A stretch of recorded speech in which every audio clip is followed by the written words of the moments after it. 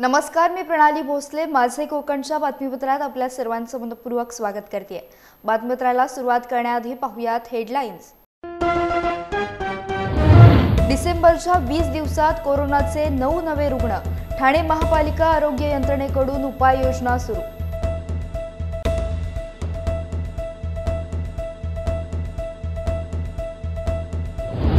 अल्पवयीन मुलीवर बलात्कार करून हत्या करणाऱ्या आरोपी आदेश पाटीलला जन्मठेप. रायगड जिल्हा विशेष सत्र न्यायाधीश यांनी दिला महत्त्वपूर्ण निकाल.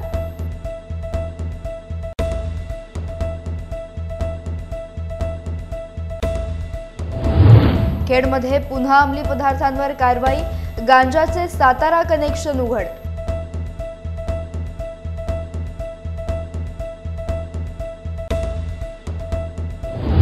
गुहागरमधील शृंगारतळी शहरातील इलेक्ट्रिकलच्या दुकानाला आग. आगीत दुकान जळून खाक.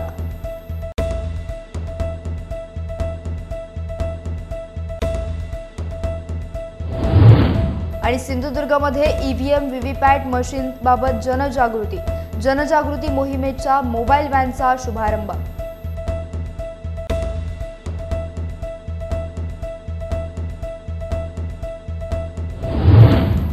पाहुयात सविस्तर वृत्त.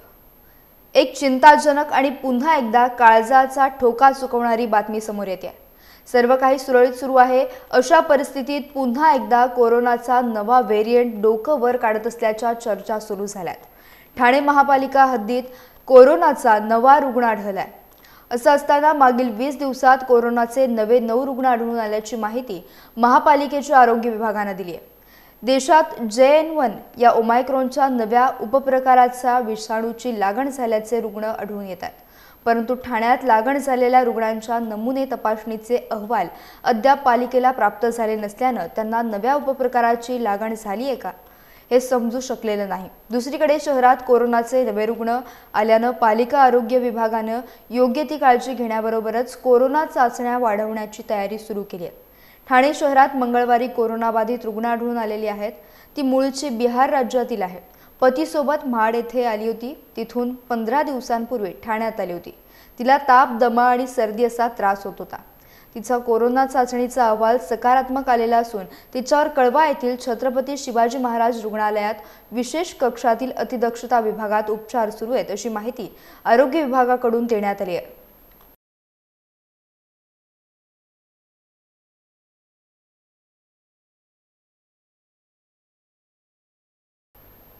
तीन वर्षांच्या अल्पवयीन मुलीवर बलात्कार करून तिला ठार मारल्याप्रकरणी रायगड जिल्हा न्यायालयाचे विशेष सत्र न्यायाधीश AS राजदेकर यांनी बुधवारी महत्त्वपूर्ण निकाल देत आरोपी आदेश मधुकर पाटील उर्फ याडी यास जन्मठेपेची शिक्षा सुनावली आहे. सदर खटल्यात उज्ज्वल निकम, विशेष शासकीय अभियोक्ता, महाराष्ट्र शासन यांनी सरकार पक्षातर्फे कोर्टासमोर प्रभावी युक्तिवाद केला आहे. या युक्तिवादामध्ये सरकार पक्षाने आरोपींच्या गुन्ह्यांचा पूर्व इतिहास कोर्टासमोर सादर केला. तसेच आरोपी विरुद्ध प्रतिबंधात्मक कारवाई करून देखील आरोपीच्या वर्तणुकीत कोणतीही सुधारणा नाही, त्यामुळे आरोपीस मृत्यूदंडाची शिक्षा देण्यात यावी असे प्रतिपादन केले.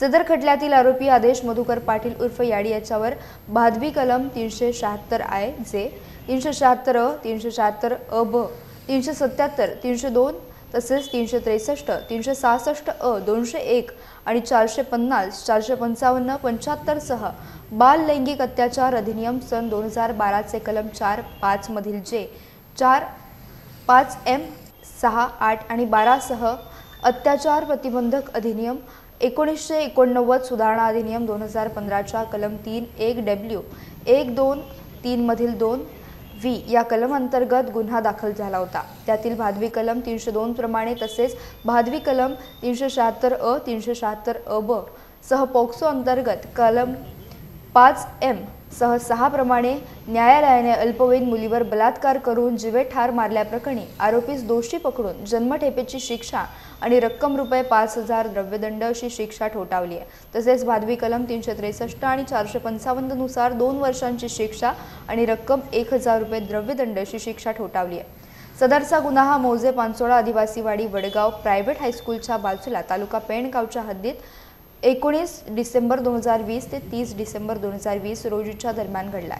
सदर खटल्यात महाराष्ट्र शासनाकडून नियुक्त विशेष शासकीय अभियोक्ता ॲडव्होकेट उज्ज्वल निकम यांनी एकूण 26 साक्षीदार तपासून दमदार युक्तिवाद केलाय। यामध्ये सरकारी वकील ॲडव्होकेट भूषण साळवी यांनी सहाय्यक काम म्हणून पाहिले। त्यामध्ये फिर्यादी या प्रकरणातील साक्षीदार तपासी अंमलदार यांची साक्ष कोर्टासमोर महत्त्वपूर्ण ठरली आहे।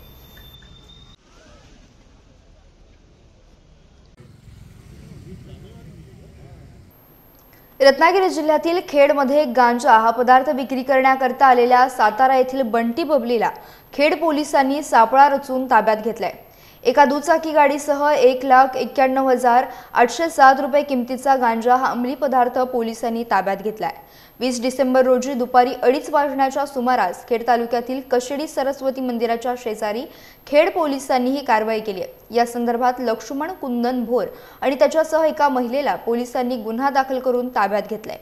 खेड पोलिसांनी या दोघाही बंटी बबलीकडून 3 किलो 758 ग्रॅम गांजा ताब्यात घेतलाय। एका विना नंबर प्लेटच्या गाडीनं एका निळ्या पिशवीत गांजा घेऊन विक्रीसाठी येत असताना पोलिसांना मिळालेल्या गोपनीय माहितीनुसार सापळा रचून ही कारवाई करण्यात आली। संशयित आरोपी लक्ष्मण भोर आणि ती महिला माझगावकर माळ झोपडपट्टी तालुका कोरेगाव जिल्हा सातारा येथील असल्याचं पोलिसांनी सांगितलंय। या संदर्भात खेड पोलिसांनी अंमली पदार्थ, अंमली औषधी द्रव्य आणि मनाई प्रभावी पदार्थ अधिनियम 1985 चे कलम 8 क 20 ब 2 ब 22 ब तसेच 22 कलम 34 नुसार गुन्हा दाखल करून संशयित यांना अटक केली आहे। ही कारवाई जिल्ह्याचे कर्तव्यदक्ष पोलीस अधीक्षक धनंजय कुलकर्णी, उपविभागीय पोलीस अधिकारी राजेंद्र मुणगेकर तसेच खेडचे वरिष्ठ पोलीस निरीक्षक नितीन भोयर यांच्या मार्गदर्शनाखाली करण्यात आली आहे।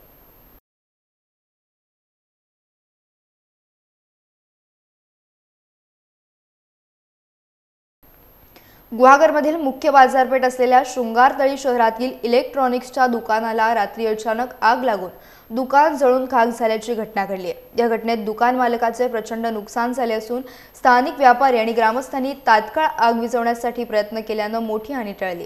दरम्यान ही आग नेमकी कशामुळे लागली याचे कारण स्पष्ट झालं नसून याबाबतचा अधिक तपास पोलीस करत आहेत।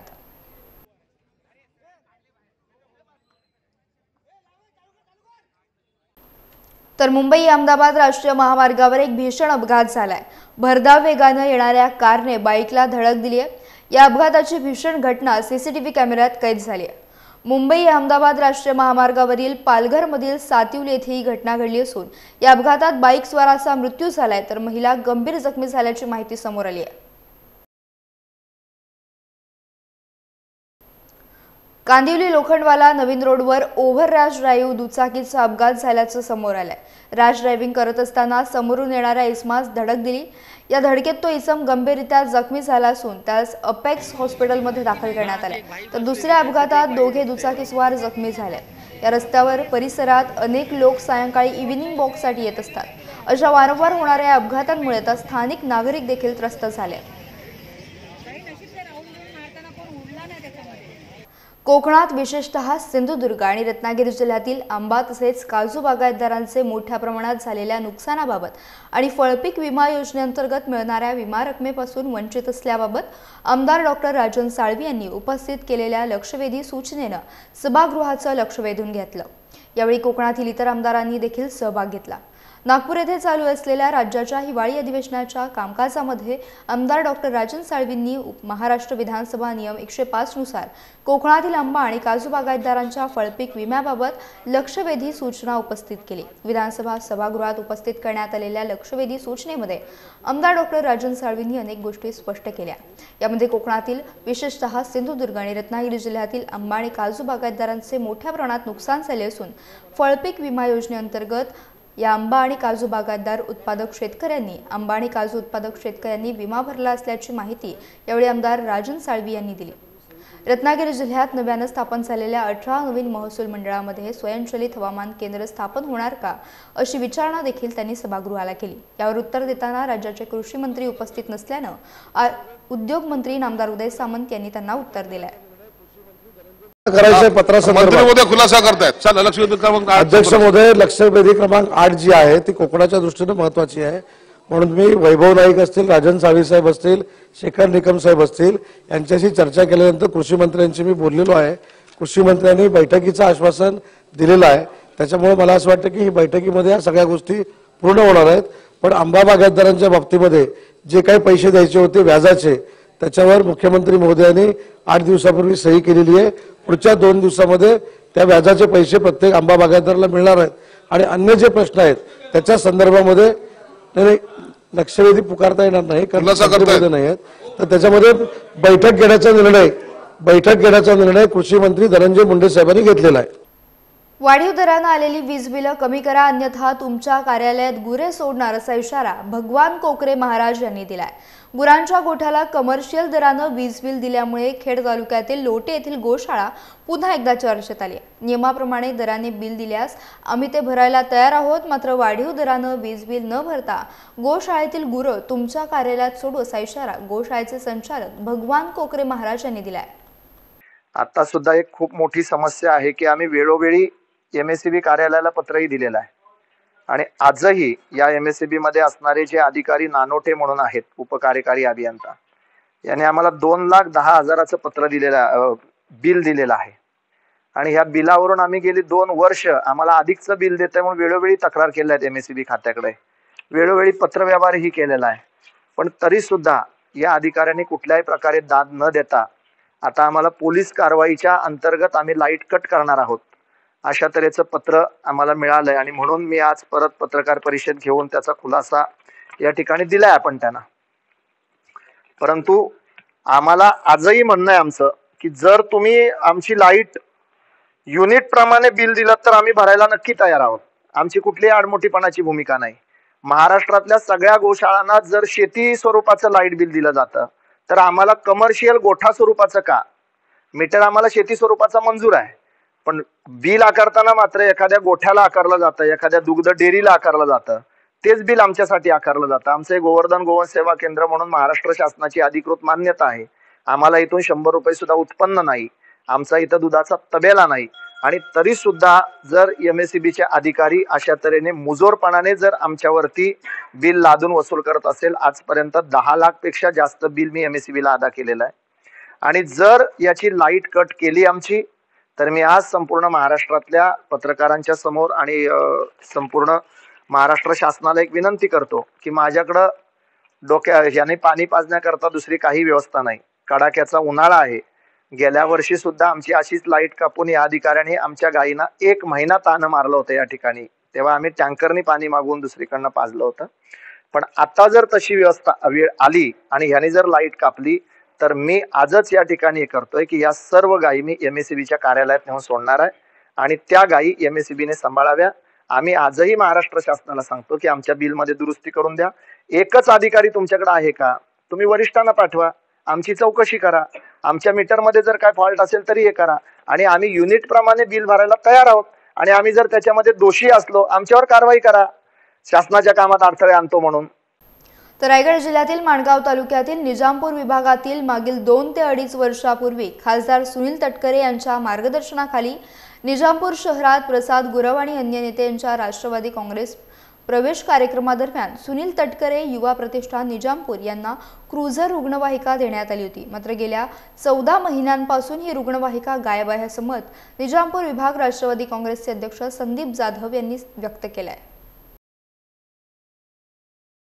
सुनील तटकरे युवा प्रतिष्ठानच्या माध्यमातून बंडाशेठ गुरव यांच्या राष्ट्रवादीमध्ये प्रवेश झाला आणि त्यांच्या मागणीनुसार सुनील तटकरे युवा प्रतिष्ठानच्या कडून ही ॲम्ब्युलन्स निजामपूर विभागासाठी लाभली होती. जवळजवळ ती 6 महिने कार्यरत होती.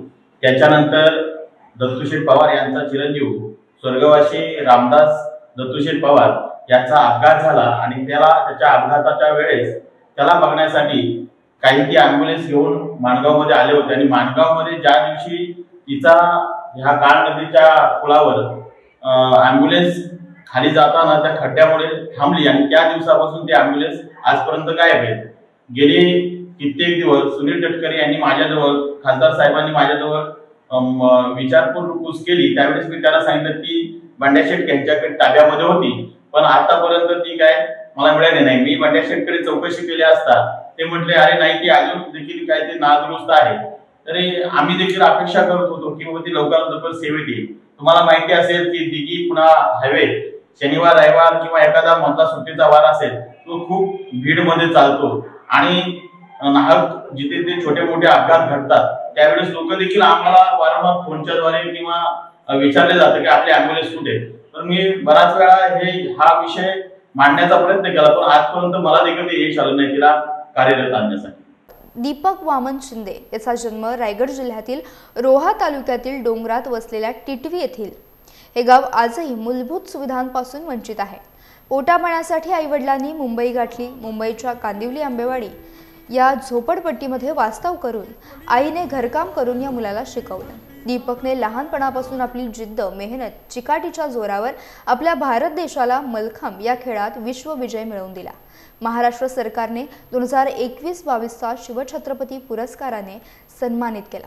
आजही हा दीपक रोजगारापासून वंचित असलेला. दीपकला शासनाने सेवेत सामावून घेऊन त्याचा सन्मान करावा असे रायगड रोहावासियांमधून आता बोललं जात आहे.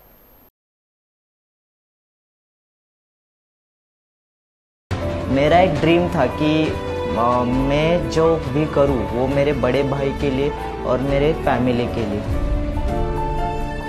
जब हम मलखम्ब का ये शुरू किया तो इस गेम में तभी फ्यूचर नहीं था, बट हमने मेहनत कभी कम नहीं किया. इसमें हमारा जो डेडिकेशन है वो हमने 100% रखा. वर्ल्ड चैम्पियनशिप का जो टूर्नामेंट था वो नज़दीक आ रहा था. हमारा प्रैक्टिस बहुत ज़ोर से चल रहा था. रात को 12-12 बजे तक एक ही लाइट के नीचे प्रैक्टिस करता था. तो इतने सारे प्रॉब्लम्स थे, बट हमने उसको एक सॉल्यूशन में कन्वर्ट किया, ना कि हमने उसको एक एक्सक्यूज़ बनाया. जब मैं परफॉर्म करने गया इंडिया टीम से तो काफ़ी सारे लोग चिल्लाने लगे. तो एक वो बोलते हैं ना कि प्रेशर भी हुआ मेरे ऊपर. और जस्ट मैंने मेरे बड़े भाई की तरफ देखा कि उनका गोल क्या है मेरे लिए, उन्होंने कितना सैक्रिफाइस किया है मेरे लिए. वो जस्ट सोच के यही राइट टाइम है कि आज हमें दिखाना है. सिंधुदुर्गातील प्रत्येक मतदान केंद्रावर तसेच ग्रामपंचायत कार्यालय येथे मोबाईल व्हॅनद्वारे ईव्हीएम व्हीव्हीपॅट मशीनचा वापर आणि त्याबाबत जनजागृती करण्यात येणार आहे. याचा शुभारंभ तहसीलदार कार्यालय येथे प्रांत अधिकारी जगदीश कातकर, तहसीलदार दीक्षांत देशपांडे यांच्या हस्ते करण्यात आला. यावेळी प्रांत अधिकारी जगदीश कातकर आणि तहसीलदार दीक्षांत देशपांडे यांनी शुभारंभ करून हिरवा झेंडा दाखवला. यावेळी निवासी नायब तहसीलदार गौरी कट्टे, निवडणूक नायब तहसीलदार प्रिया हरणे, संभाजी खाडे, देवेंद्र जाधव आदी उपस्थित होते. आगामी लोकसभा आणि विधानसभा निवडणूक 2024च्या अनुषंगाने ईव्हीएम आणि व्हीव्हीपॅट मशीनचा वापर आणि कार्याबाबत जनजागृती मोहीम 19 फेब्रुवारी 2024 पर्यंत मोबाईल प्रात्यक्षिक व्हॅनद्वारे राबवण्यात येणार आहे. मतदारांना ईव्हीएम व्हीव्हीपॅट मशीनचा वापर आणि कार्याबाबत माहिती देण्यासाठी प्रात्यक्षिक केंद्रात प्रात्यक्षिक कर्मचाऱ्यांची नियुक्ती करण्यात आली आहे.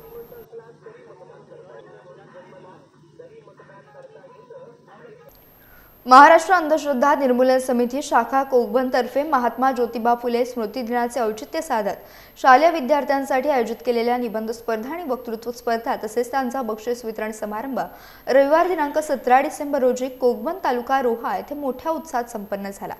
स्पर्धेचे उद्घाटन सरपंच तेजस्विनी वाजंत्री यांच्या हस्ते करण्यात आले. महेंद्र पाटेकर यांनी महाराष्ट्र अनिसची भूमिका मांडली. इयत्ता 5वी ते 7वी लहान गट आणि इयत्ता 8वी ते 10वी मोठा गट अशा 2 गटात ही स्पर्धा संपन्न झाली. निबंध स्पर्धेत 99 तर वक्तृत्व स्पर्धेत 24 स्पर्धकांनी सहभाग घेतला होता. New English school Kokban, new English school Chanera, Mahatma Gandhi Vidya Mandir Sorde, Raigad जिल्हा परिषद केंद्र शाळा नावे, रायगड जिल्हा परिषद केंद्र शाळा कोकबन, रायगड जिल्हा परिषद केंद्र शाळा आरे बुद्रुक, रायगड जिल्हा परिषद शाळा तळेखार इतर शाळांतील विद्यार्थ्यांचा यामध्ये मोठ्या प्रमाणात सहभाग होता. इयत्ता 5वी ते 7वी गटाच्या निबंध स्पर्धेत अदिती अधिकारी या विद्यार्थिनीने प्रथम क्रमांक पटकावलाय, तर इयत्ता 8वी ते 10वी गटाच्या निबंध स्पर्धेत विधी कोठारी विद्यार्थिनी प्रथम क्रमांकाची मानकरी ठरली. तसेच इयत्ता 5वी ते 7वी गटाच्या वक्तृत्व स्पर्धेत सिद्धी डाके हिने प्रथम क्रमांक पटकावलाय आणि इयत्ता 8वी ते 10वी गटात आस्था वाडकर प्रथम आली आहे. या सर्व विजेत्यांना प्रमाणपत्र, सन्मानचिन्ह, पुस्तक आणि रोख रक्कम देऊन सन्मानित करण्यात आले. तसेच सर्व सहभागी स्पर्धकांना सहभाग प्रमाणपत्र आणि पुस्तिका देण्यात आली.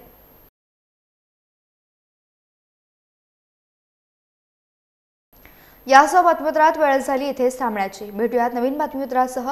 तोपर्यंत तुम्ही कुठेही जाऊ नका. पाहत रहा फक्त माझे कोकण. आहे.